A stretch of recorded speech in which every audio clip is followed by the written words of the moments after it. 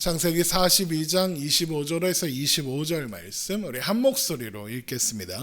요셉이 그들을 떠나가서 울고 다시 돌아와서 그들과 말하다가 그들 중에서 시므온을 끌어내어 그들의 눈앞에서 결박하고 명하여 곡물을 그 그릇에 채우게 하고 각 사람의 돈은 그의 자루에 도로 넣게 하고 또 길양식을 그들에게 주게 하니 그대로 행하였더라. 아멘. 오늘 본문의 이야기는 어느 날 애굽의 왕 바로가 여기에서 바로는 파라오를 한자로 음역한 겁니다. 바로가 이상한 꿈을 꾸게 됩니다. 아름답고 살진 암소 7마리의 암소가 올라와서 풀을 뜯고 있는데 얼마 뒤 흉하고 파리하게 생긴 다른 7 암소가 나타나 아름답고 살진 암소를 먹어버리는 꿈이었습니다. 이에 바로는 깜짝 놀라 깼고 다시 잠든 바로는 또 꿈을 꾸게 되니 무성하고 충실한 7 이삭이 있는데 얼마 뒤 가늘고 마른 7 이삭이 나와서 무성하고 충실한 7 이삭을 삼켜버리는 꿈이었습니다.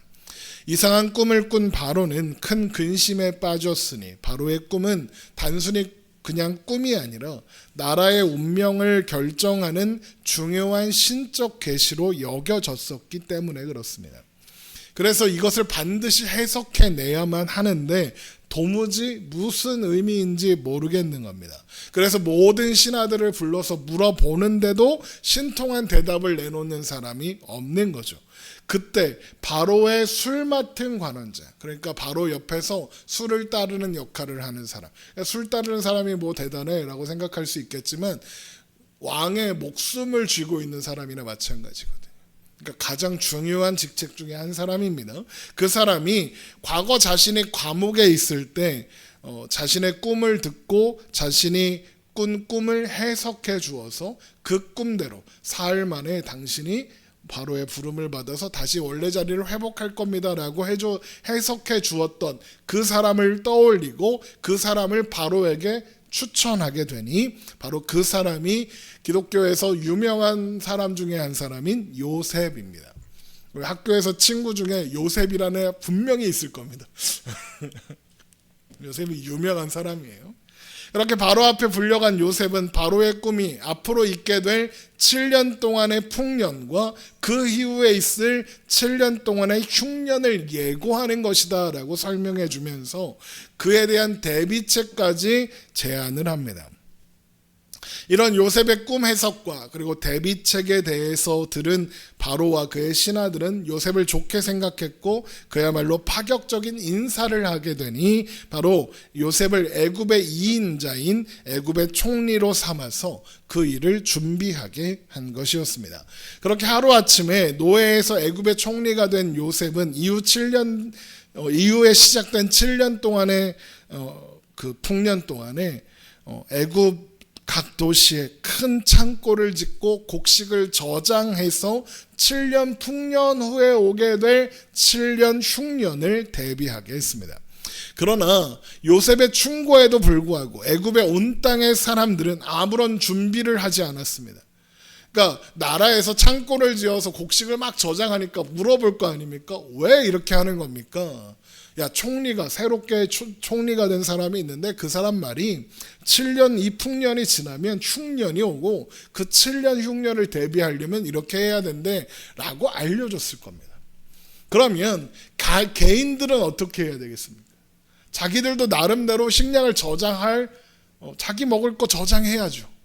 그런데 아무도 그렇게 하지 않았습니다. 왜 그랬을까요?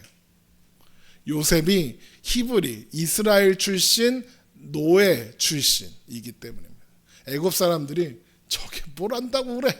라고 생각한 겁니다. 그래서 아무도 귀담아 듣지 않고 그 7년 흉년을 예상하지 못한 겁니다.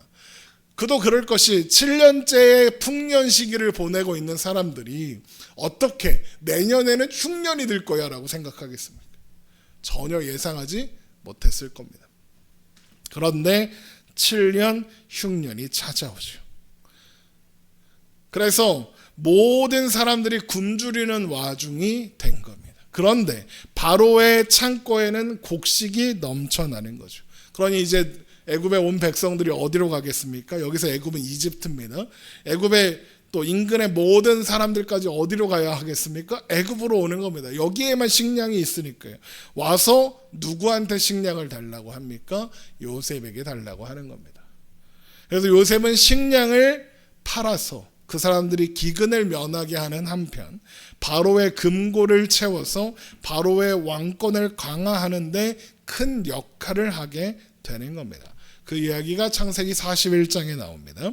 창세기 41장 53절 애굽 땅에 7해 풍년이 그치고 요셉의 말과 같이 7해 흉년이 들기 시작하매 각국에는 기근이 있으나 애굽 온 땅에는 먹을 것이 있더니 애굽 온 땅이 굶주림에 백성이 바로에게 부르짖어 양식을 구하는지라 바로가 애굽 모든 백성에게 이르되 요셉에게 가서 그가 너희에게 이르는 대로 하라 하니라.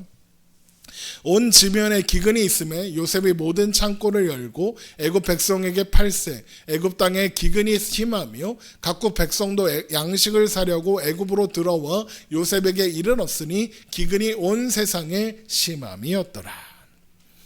그리고 이런 기근은 요셉의 가족들이 살고 있는 가나안에도 예외 없이 찾아왔습니다. 그래서 요셉의 아버지 야곱은 식량을 구하기 위해서 아들들을 애굽으로 보내게 되죠. 그러나 막내인 베냐민만은 보내지 않았습니다. 한 사람이라도 더 가야 더 많은 식량을 실어올 수 있을 텐데 야곱은 막내인 베냐민은 보내지 않았습니다. 왜냐하면 옛날에 요셉을 형들에게 보냈다가 요셉을 잃어버린 일이 있었거든요.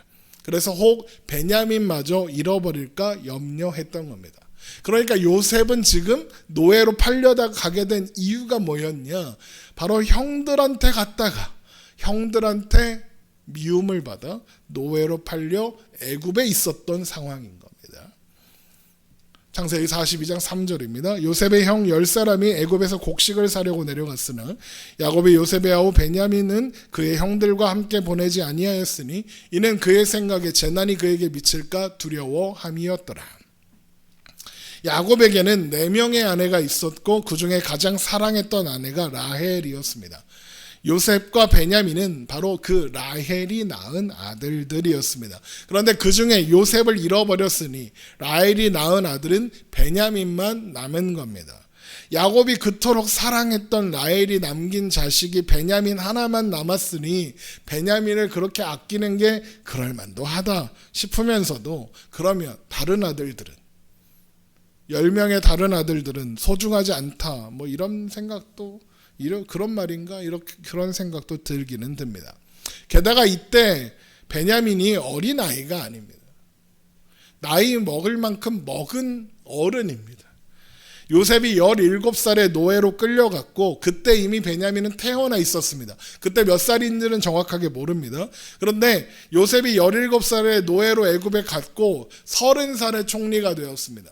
그 후에 7년 풍년이 지나고 7년 흉년이 시작된 겁니다. 그러면 20년이 지났죠. 그러면 요셉이 37살인 겁니다.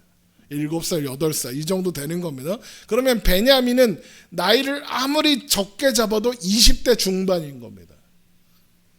물론 이미 노년, 할아버지가 된 형들에 비하면 어린 나이라고는 할 수 없지만 그렇다고 아버지의 보호를 받아야 할 만큼 어린 아이는 아니라는 겁니다. 그런데도 야곱은 베냐민을 지키고 싶은 거고 지키려고 하는 겁니다. 야곱은 요셉을 잃어버리고도 자신은 아무것도 지킬 수 없는 존재라는 것을 배우지 못하고 있는 거죠. 그런데 요셉의 형들은 물론 개인차가 있기는 했지만 성숙했습니다. 과거 요셉을 질투했던 것처럼 베냐민을 질투하지 않습니다. 나이가 나이니까 그럴 만도 하고 또 그들도 결혼하고 자손들을 낳아 기르면서 아버지의 마음을 조금이나마 이해하게 되었을 테니까 그랬을 겁니다. 그래서 과거 요셉을 편애하는 아버지 때문에 요셉을 미워하며 그를 노예로 팔아버렸던 형들이 이제는 이미 장성한 막내 아들을 편애하며 과보하는 아버지를 원망하지 않고 베냐민을 원망하지 않고 아버지와 가족들을 위해 곡식을 구하겠다고 애굽으로 가는 겁니다. 창세기 42장 5절입니다. 이스라엘의 아들들이 양식 사러 간 자 중에 있으니 가나안 땅에 기근이 있음이라. 그렇게 애굽에 도착한 그들은 곡식 관리를 총괄하고 있는 애굽의 총리 앞에 엎드립니다. 하지만 그들은 자신들 앞에 있는 그 애굽의 총리가 요셉이라고는 전혀 상상할 수조차 없었습니다. 창세기 42장 6절입니다. 때에 요셉이 나라의 총리로서 그 땅 모든 백성에게 곡식을 팔더니 요셉의 형들이 와서 그 앞에서 땅에 엎드려 절하매. 하지만 요셉만은 그들이 형들인 줄 금방 눈치챘습니다. 그러나 요셉은 형들에게 자신을 드러내지 않기로 하고 모르는 척합니다. 그리고는 엄한 소리로 그들이 어디에서 왔는지 물었고, 영문을 알 리 없는 요셉의 형들은 곡물을 사기 위해서 가나안에서 왔다라고 대답하게 됩니다. 창세기 42장 7절입니다. 요셉이 보고 형들인 줄을 아나 모르는 채 하고 엄한 소리로 그들에게 말하여 이르되 너희가 어디서 왔느냐? 그들이 이르되 곡물을 사려고 가나안에서 왔나이다. 요셉은 그의 형들을 알아보았으나 그들은 요셉을 알아보지 못하더라. 그리고 그때 요셉은 17살 때 꾸었던 꿈을 떠올리게 됩니다. 어떤 꿈이냐?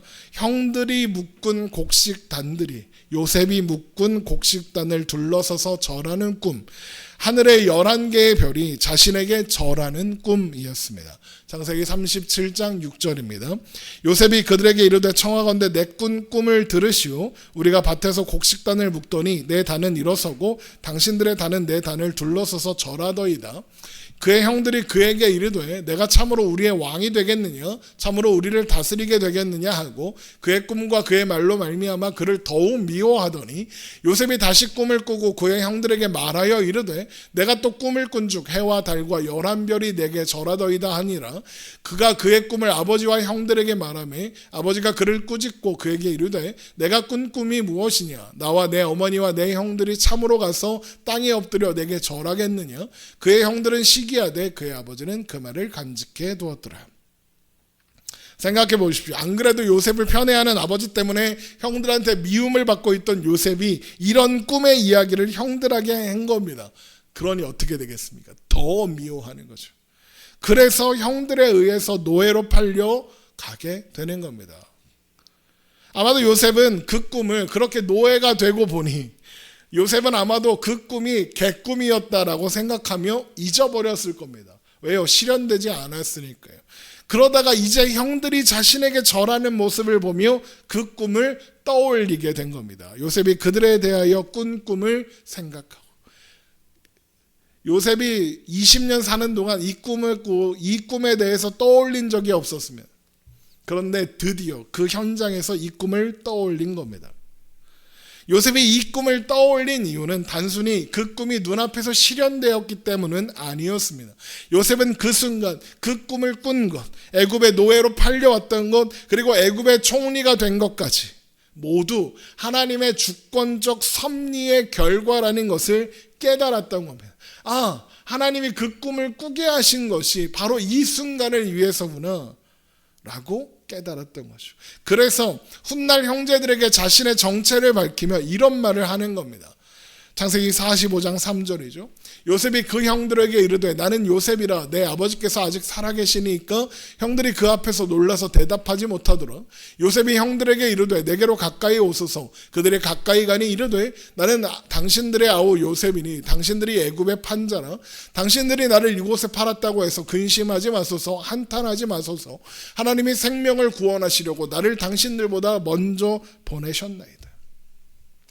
요셉은 그 꿈을 떠올리며 아, 꿈이 이때를 말하는 것이었구나. 하나님께서 나를 애굽으로 보내신 이유가 있었구나라고 생각했던 겁니다. 자, 그러면 요셉이 이 생각을 했으면 어떻게 해야 합니까? 바로 형들에게 형님들 제가 요셉입니다. 하나님께서 이때를 위해서 나를 애굽으로 먼저 보내신 거였습니다 라고 하면 되지 않겠습니까? 그런데 요셉이 어떻게 하느냐? 그 대신 갑자기 형들을 정탐꾼이다, 요즘 말로 스파이다 라고 하면서 추궁하기 시작합니다. 스파이는 사형입니다. 창세기 42장 9절입니다. 요셉이 그들에 대하여 꾼 꿈을 생각하고 그들에게 이르되 너희는 정탐꾼들이라 이 나라의 틈을 엿보려고 왔느니라. 아니, 그 꿈을 떠올린 요셉이 왜 갑자기 형들을 정탐꾼, 스파이라고 몰아세우는 걸까요? 그 이야기를 살펴보기 전에 먼저 이 이야기가 앞으로 어떻게 흘러가는지 계속 봐야 합니다. 자, 애굽의 총리가 자신들을 정탐꾼이라고 몰아세우니 어떻게 하겠습니까? 요셉의 형들은 부인하겠죠. 아닙니다. 우리는 한 사람의 아들들로서 온 집안을 위험에 빠뜨릴 수 있는 스파이 같은 그런 위험한 짓을 할 수 없는 사람들입니다 라고 변호하는 겁니다. 창세기 42장 10절입니다. 그들이 그에게 이르되 내 주여 아니니이다. 당신의 종들은 곡물을 사러 왔나이다. 우리는 다 한 사람의 아들들로서 확실한 자들이니 당신의 종들은 정탐꾼이 아니니이다. 하지만 요셉은 계속 그들이 정탐꾼이라고 몰아붙였고, 요셉의 형들은 그래서 그 혐의를 벗기 위해서 자신들의 내력을 자세히 설명하며 변호합니다. 창세기 42장 12절 요셉이 그들에게 이르되 아니라 너희가 이 나라의 틈을 엿보러 왔느니라. 그들이 이르되 당신의 종 우리들은 12형제로서 가나안 땅 한 사람의 아들들이라. 막내 아들은 오늘 아버지와 함께 있고 또 하나는 없어졌나이다. 하지만 요셉의 말이 바로의 말과 같은 애굽 아닙니까? 그런 곳에서 그들이 요셉이 주장하는 혐의에서 벗어날 방법은 없는 겁니다. 창세기 42장 14절 요셉이 그들에게 이르되 내가 너희에게 이르기를 너희는 정탐꾼들이라 한 말이 이것이니라. 여기에서 내가 너희에게 이르기를 너희는 정탐꾼들이라 한 말이 이것이니라, 이 말이 무슨 뜻이냐? 막내가 여기 오지 않았고 아버지와 함께 있으니 너희들이 정탐꾼이 확실하다, 이런 말입니다. 아버지가 아들을 모두 보냈다면 정탐꾼일 리가 없지만 아들 하나를 남겨놓고 보냈으니 너희는 정탐꾼이다, 이런 논리인 겁니다. 상식적으로 식량을 구하기 위해서는 한 사람이라도 더 보내는 게 상식 아니냐.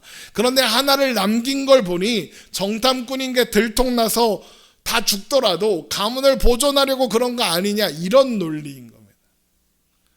말이 되는 것 같지만 말이 안 되는 거죠. 이게 증거가 될 수가 없죠. 말도 안 되는 소리예요, 사실. 요셉이 그의 형들에게 제기한 정탐꾼이라는 혐의에는 아무런 근거도 증거도 없는 겁니다. 하지만 지금의 애굽에서는 요셉의 말이 곧 법이에요. 요셉이 그렇다 그러면 그런 거예요. 왜? 요셉은 꿈을 해석하는 사람이거든. 내가 그러면 맞는 거예요. 약간 이런 느낌이죠. 점쟁이가 내가 그렇다고 하면 그런 거야. 그런 거랑 비슷한 거예요. 그러니 애굽 사람들은 쟤네들이 다 정탐꾼이구나 이렇게 생각할 수밖에 없는 거예요. 아마도 요셉의 형들은 엄청나게 억울했겠죠. 이건 뭐 아무리 반박을 해도 아무 소용도 없고 이러지도 못하고 저러지도 못하고 이러니까요. 그러나 요셉은 그런 형들에게 그들 중에 하나를 보내서 막내를 데리고 오면 혐의를 벗게 해주겠다. 그렇지 않으면 애굽에서 나가지 못한다. 누가 가서 막내 동생을 데려올지 정해라. 그러면서 3일 동안 감옥에 가두게 됩니다. 창세기 42장 15절입니다. 너희는 이같이 하여 너희 진실함을 증명할 것이라. 바로의 생명으로 맹세하노니 너희 막내 아우가 여기 오지 아니하면 너희가 여기서 나가지 못하리라. 너희 중 하나를 보내어 너희 아우를 데려오게 하고 너희는 갇히어 있으라. 내가 너희의 말을 시험하여 너희 중에 진실이 있는지 보이리라. 바로의 생명으로 맹세하노니 그리하지 아니하면 너희는 과연 정탐꾼이라 하고 그들을 다 함께 3일을 가두었더라. 그렇게 3일이 지나자 요셉이 이 형제들을 불러서 새로운 방법을 제시하니 한 사람만 옥에 가두어 두고 나머지는 식량을 가지고 돌아와서 집안의 굶주림을 면하게 한 후에 막내를 다시 그 식량 떨어질 때 막내를 다시 데리고 돌아와라. 그러면 그들이 한 말을 믿어주겠다 그럽니다. 그러자 형제들은 이걸 받아들일 수밖에 없었습니다. 창세기 42장 18절입니다.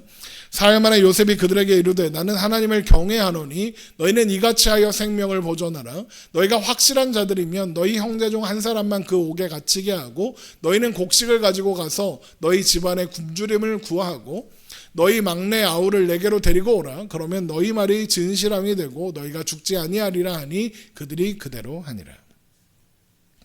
애굽 총리가 제안하는 이 방법이 합당하다, 좋은 방법이다 라고 생각해서 그렇게 하기로 하는 게 아닙니다.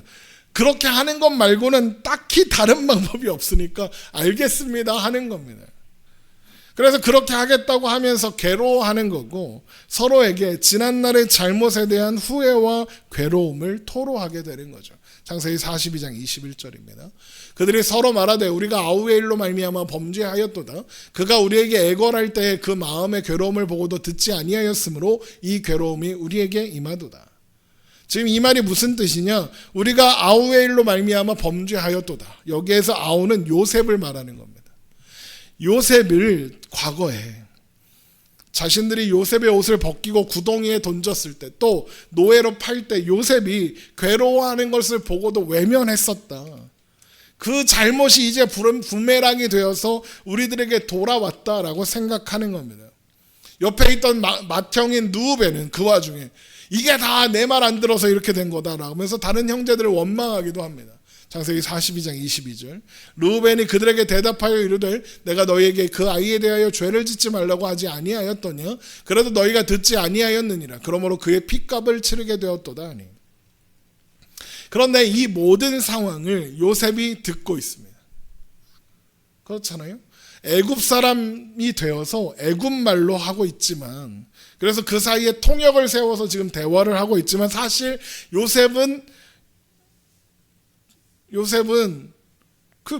통역이 없어도 형들이 하는 말을 다 알아들을 수 있어요.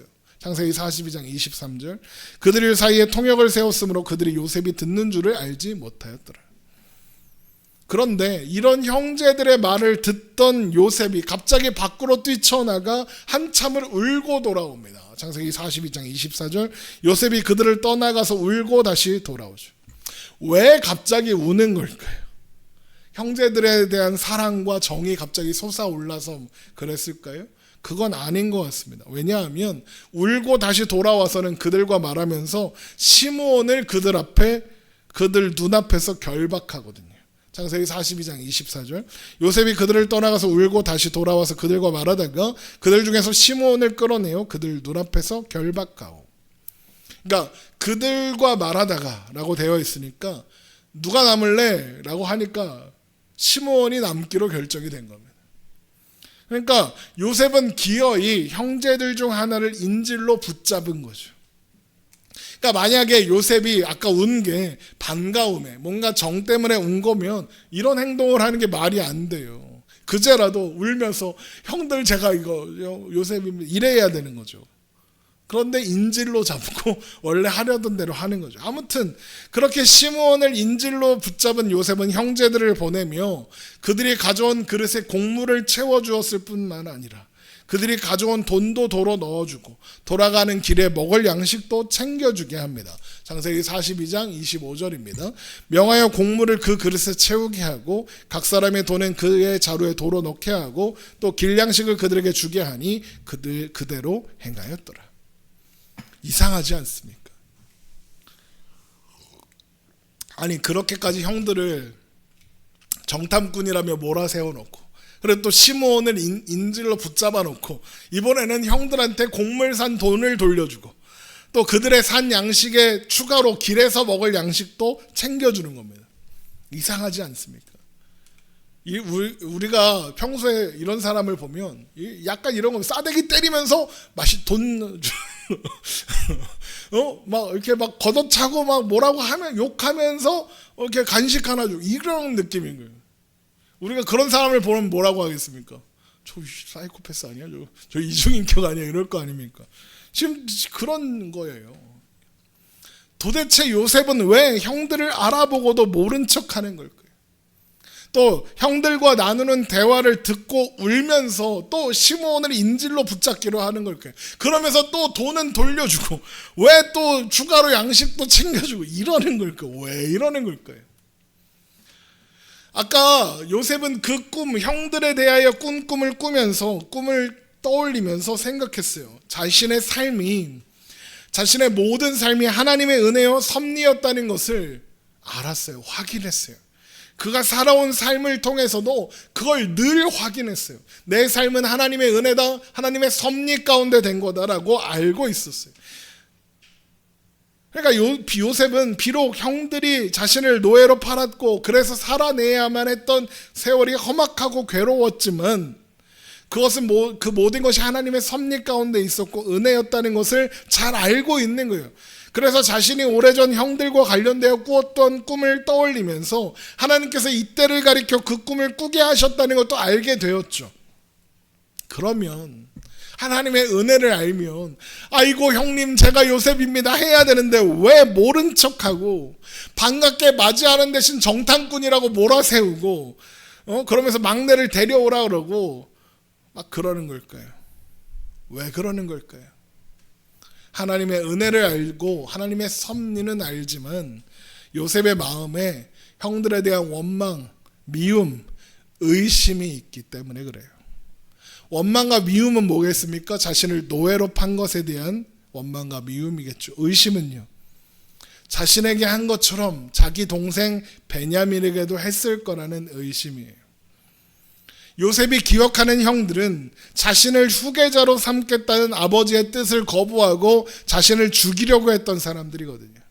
아버지는 분명 자신이 사라지고 나서 베냐민을 후계자로 생각했을 것이고, 그렇다면 형들은 나한테 한 것처럼 베냐민에게도 위해를 가했을 거다. 요셉은 이렇게 생각했던 겁니다.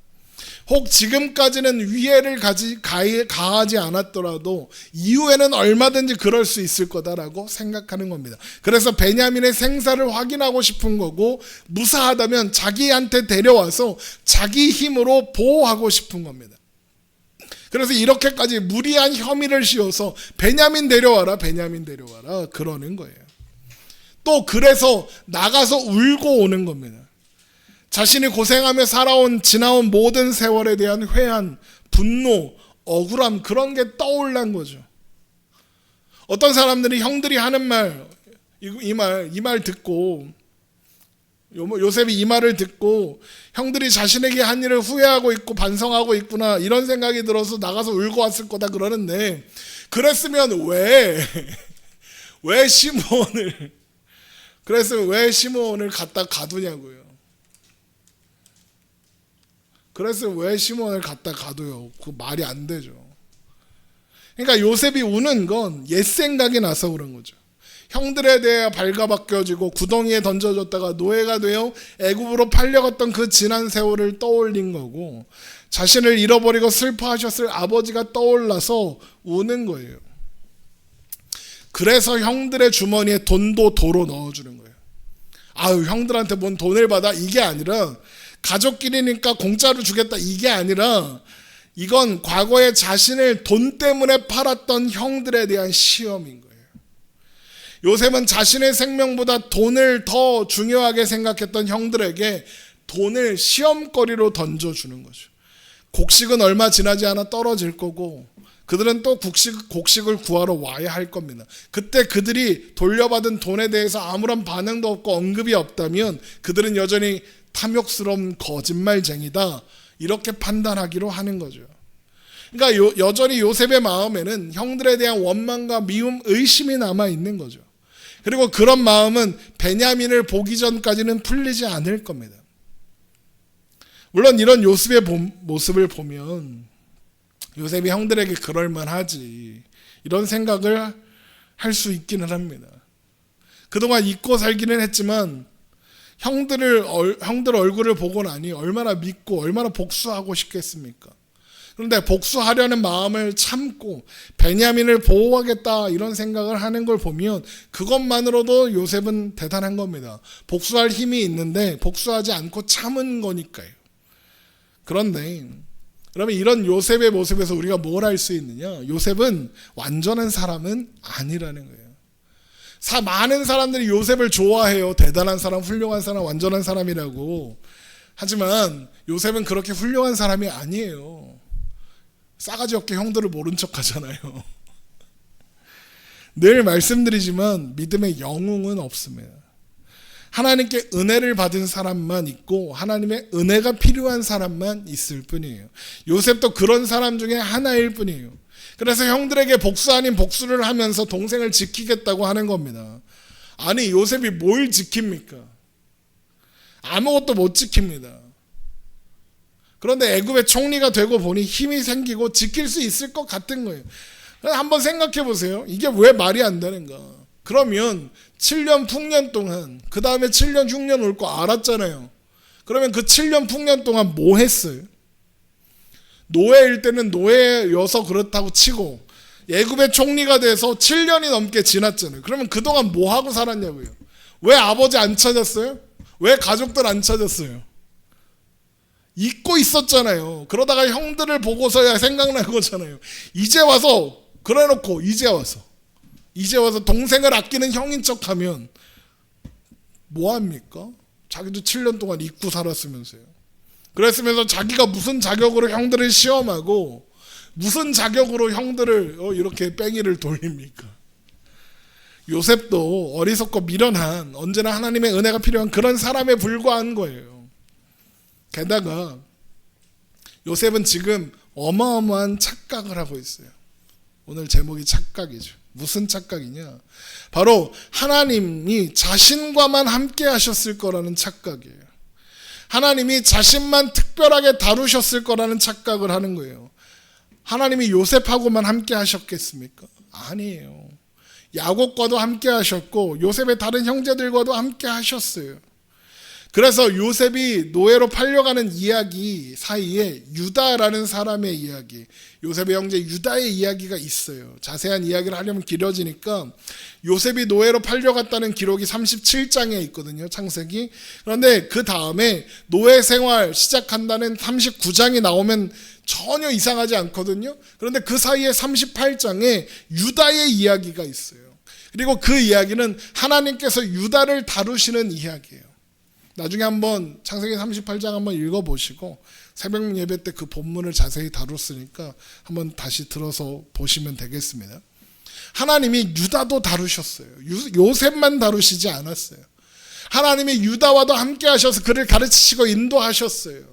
요셉만 그런 게 하신 게 아니에요. 그러면 다른 형제들은 어땠겠습니까? 동일하게 다루셨어요. 하나님이 함께 하셔서 그들을 자라게 하시고 성장시키게 하셨어요. 그러니까 창세기 42장 21절에 우리가 아우의 일로 범죄하였도다. 그가 우리에게 애걸할 때 그의 마음의 괴로움을 보고도 듣지 아니하였으므로 이 괴로움이 우리에게 임하도다라고 이런 후회, 이런 회개도 할 수 있는 거예요. 하나님이 요셉의 다른 형제들도 다루신 거예요. 그렇지 않았다면 형들은 이런 후회, 이런 반성, 이런 회개를 할 수 없었을 거예요. 그저 서로를 탓하고 원망하며 돌아갔을 거예요. 그런데 이런 고백을 하며 고통스러워 하잖아요. 왜? 하나님께서 그들의 시간에도 함께 하사 그들의 삶에서 요셉을 향한 질투와 미움이 얼마나 잘못된 것이었는지, 그리고 얼마나 헛된 것이었는지 알게 하신 거예요. 그리고 이게 요셉이 놓치고 있는 내용이고 요셉이 착각하고 있는 내용인 거예요. 하나님께서 요셉을 다루셨다면 요셉의 형제들 또한 다루셨을 것이다. 그들의 삶 또한 하나님의 손에 들려 있다. 요셉은 이것을 생각하지 못하고 있는 거죠. 그래서 복수 아닌 복수를 하면서 베냐민 구하겠다, 형들이 생각이 바뀌었는지 시험해 보겠다, 이러는 겁니다. 이렇게 요셉이 미처 생각하지 못했던 것을 우리는 생각해야 하겠다라는 이야기를 하려고 오늘 본문의 이야기를 신년 예배의 본문으로 삼은 겁니다. 요셉이 뭘 놓쳤다고요? 하나님이 나를 다루셨다면, 나와 함께 하사 나를 자라게 하셨다면 요셉의 형제들도 다루셨을 거다, 함께 하셨을 거다, 인도하셨을 거다라는 걸 놓쳤습니다. 자신만 특별하다고 생각한 겁니다. 하지만 하나님은 요셉만 아니라 요셉의 형제들과도 함께 하셨고 그들을 다루셨습니다. 그리고 이것이 우리의 신앙 여정에서 놓치면 안 되는 중요한 내용입니다. 여러분, 우리는 신앙인으로 살 때 다른 사람들, 교회 청년, 또 다른 형제, 또 다른 가족을 답답해합니다. 야, 저거 언제 사람 되나? 이런 생각을 합니다. 그러면서 나는 이렇게 훌륭한 신앙인인데 저건 답이 없다, 한심하다, 저런 건 교회 다니면 안 된다, 이런 생각을 하거나 혹은 내가 도와줘야겠다, 이런 생각을 합니다. 아니요, 그러면 안 됩니다. 하나님께서 나의 삶을 붙잡아 인도하셔서 나를 이 자리까지 오게 하셨다면 내가 답답해하는 그 사람의 삶 또한 하나님께서 붙잡아 인도하실 것을 믿어야 합니다. 하나님께서 내 삶을 변화시키신 것처럼 그 사람의 삶 또한 변화시키실 것을 믿으면 됩니다. 그런데 자꾸 우리는 나만 특별해서 나만 변화되고 나만 훌륭한 신앙인이 된 것처럼 착각합니다. 나만 특별한 경험을 한 줄 압니다. 그러면서 내가 하는 신앙의 길을 자격으로 삼아서 그렇게 하지 못하는 사람들을 판단하고 정죄합니다. 여러분, 그건 예수님이 그토록 혐오하셨던 바리새인들이나 하는 짓입니다. 하나님께서 나에게 주신 은혜를 아는 자는 결코 그렇게 할 수 없는 거예요. 하나님께서 그런 우리에게 뭐라고 하시겠습니까? 떠나자래 임마 하지 않으시겠습니까? 떠나자래. 넌 쟤보다 더했어. 분명히 그러실 겁니다. 착각하면 안 됩니다. 나나 쟤나 죄인이었던 것은 똑같고 미련했던 것도 연약했던 것도 똑같고 교만했던 것도 똑같습니다. 모르긴 몰라도 우리가 쟤는 뭐야 할 때 그 쟤보다 우리가 더 못난 사람일 가능성이 높습니다. 그 사람이 더 나은 사람일 가능성이 높아요. 요셉만 해도 그랬어요. 요셉은 동생인 주제에 교만을 떨다가 형들한테 미움을 산 겁니다. 따지고 보면 요셉이 미움받을 짓을 했어요. 물론 그렇다고 형제들을 괴롭히고 노예로 팔아도 된다 이건 아니지만 요셉에게 일어난 일들은 자초한 면이 있어요. 요셉은 교만하고 아나무인이었고 형제들과 협력할 줄 몰랐습니다. 그에 비하면 요셉의 형들은 착실하게 자신의 일을 하고 있었으며 서로 협력했어요. 가업인 목축업에도 형들이 훨씬 뛰어났어요. 요셉은요, 말만 많았어요. 말만 많았다고요. 요셉은 형들보다 나은 점이 거의 없었어요. 그야말로 실력도 없으면서 아버지의 총애를 받아서 말만 잘하는 낙하산이었어요. 낙하산. 요셉이 뭐가 잘났어요? 아무것도 아니야. 우리는 뭐 다르겠습니까? 여러분, 하나님의 은혜가 아니면 우리가 무슨 신앙인입니까? 무슨 목사입니까? 저희 아내가 저에 대해서 어디 나가서 폭로를 한다고 생각해 보세요. 그러면 저는 부끄러워서 얼굴도 못 닦고 다닐 겁니다. 그런데 맨날 잘났다고 까붑니까? 사실 누가 누구를 가르칩니까? 여러분, 하나님이 목사라는 역할을 맡기셨으니까 이러고 있는 거지 제가 누구를 변화시킵니까? 제가 뭐 잘났다고 떠듭니까? 그래서 맨날 제가 기도할 때마다 하나님이 그러시는 거예요. 같아요. 하나님이 야 호상아 너 까불지 마라 이제 너네들이 너 목사라고 하니까 뭐라도 된 거 같지? 착각하지 마. 정신 차려. 맨날 그러시는 것 같아요. 여러분, 착각하면 안 됩니다. 쟤는 어떻고 쟤는 어떻고 할 거 없습니다. 쟤는 저 언제 사람 되지? 할 필요 없습니다. 물론 안타까울 수 있습니다. 그래서 도와주고 싶고 함께 해주고 싶을 수 있습니다. 그러면 거기까지만 하면 됩니다. 사랑으로 돕고 사랑으로 함께하면 그뿐입니다. 그 삶을 그 인생을 내가 변화시키겠다고 까불면 안 됩니다. 그건 하나님이 하시는 일입니다. 하나님이 하시는 일의 과정 속에서 우리의 역할이 있다면 하나님께서 감당하게 하실 겁니다. 그러면 그뿐 답답해하거나 한심해할 필요가 없는 겁니다. 쟤는 언제 사람 되냐 할 필요 없습니다. 우리는 그나마 사람답게 하나님의 자녀답게 살게 하신 하나님께서 그 사람의 삶 또한 인도하실 겁니다. 우리는 그저 그 곁을 지키며 연대하면 그뿐인 겁니다. 요한복음 21장을 보면 너나 잘해 라고 말씀하시는 주님을 만날 수 있습니다. 때는 부활하신 예수님께서 갈릴리 호숫가에서 제자들을 만나셨을 때의 일입니다. 그때 주님은 베드로에게 그의 마지막에 대해서 말씀해 주셨습니다. 요한복음 21장 18절 내가 진실로 진실로 내게 이르노니 내가 젊어서는 스스로 띠띠고 원하는 곳으로 다녔거니와 늙어서는 내 팔을 벌리니 남이 내게 띠띠우고 원하지 아니하는 곳으로 데려가리라. 이 말씀을 하심은 베드로가 어떠한 죽음으로 하나님께 영광을 돌릴 것을 가리키심이라. 이 말씀을 하시고 베드로에게 이르시되 나를 따르라 하시니. 베드로가 순교한다는 예언을 예수님께서 하신 겁니다. 이 말을 들은 베드로가 뭐라고 하느냐? 주님, 이 사람은 어떻게 되겠습니까? 라고 묻습니다. 요한복음 21장 20절 베드로가 돌이켜 예수께서 사랑하시는 그 제자가 따르는 것을 보니 그는 만창석에서 예수의 품에 의지하여 주님을 파는 자가 누구오니까 묻던 자라. 이에 베드로가 그를 보고 예수께 여짜오되 주님, 이 사람은 어떻게 되겠사옵나이까? 여기에서 이 사람은 예수님께서 사랑하시는 그 제자로 사도 요한을 가리킵니다. 요한복음에서 예수님께서 사랑하시는 제자라고 나오면 그게 요한인 줄 알면 됩니다.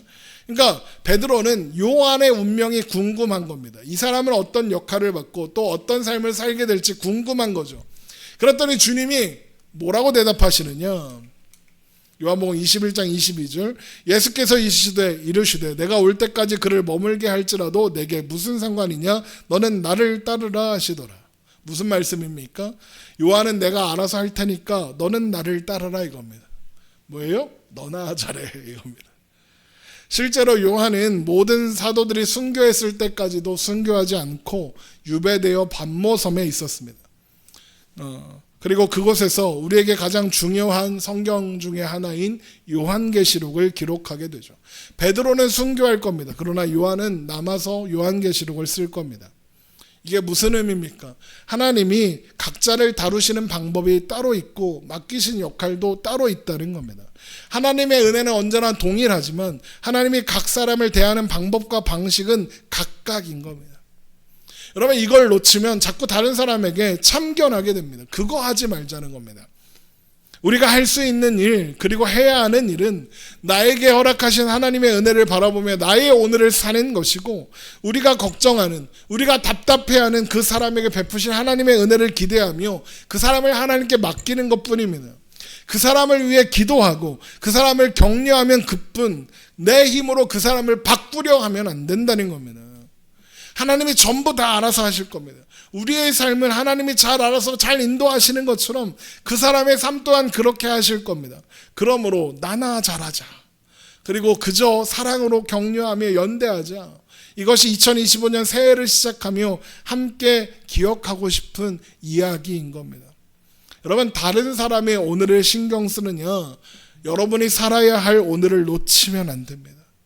다른 사람이 잘 되면 함께 기뻐해주고 축하해주면 되고 혹 그 사람이 어려움을 만나면 거 보라고 내 말대로 하지 않아서 그렇게 된 거 아니냐고 그렇게 사니까 그렇게 된 거라고 넌 언제 사람 될 거야 라고 하지 말고 그 외에 수많은 참견이나 그 사람을 깎아내리려는 마음과 말은 멀리하고 위로하며 격려하고 그 아픔에 공감함으로 그가 기댈 수 있는 선한 친구, 선한 이웃이 되어주면 되는 겁니다.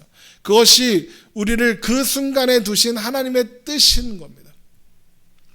빌립보서 2장에 보면 이런 말씀이 있습니다.